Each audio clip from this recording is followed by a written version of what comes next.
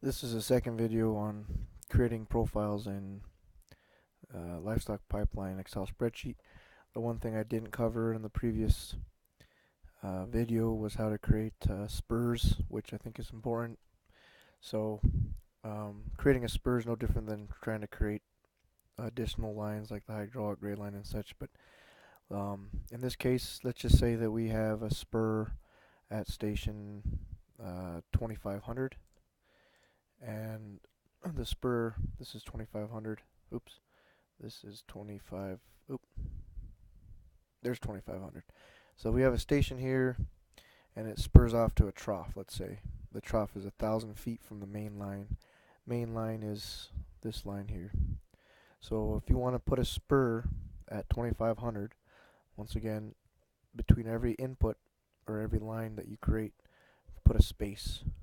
So we're going to start the spur at 2500, and the elevation is going to be the elevation at the main line of 6500.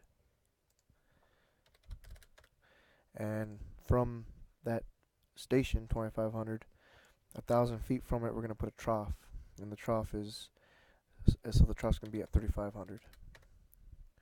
And we're just going to say that that trough is going to be at 10 feet out higher than where the main line is. So we'll say 6510.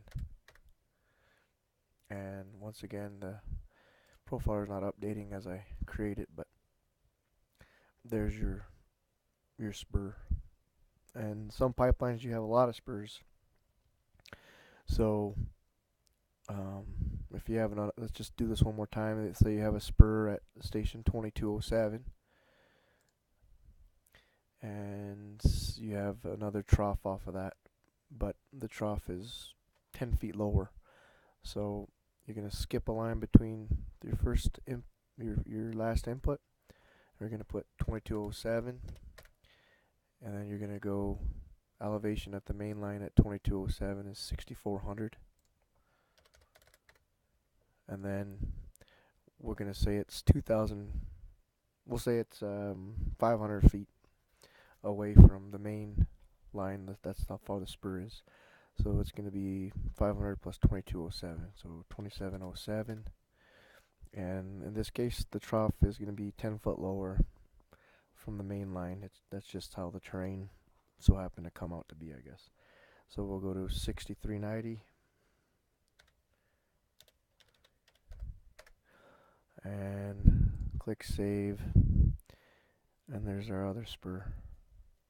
Once again, these usually come up as you're entering it in there. Well, I'm not sure why it's not doing that now. That's how you create spurs using the pipeline profiler.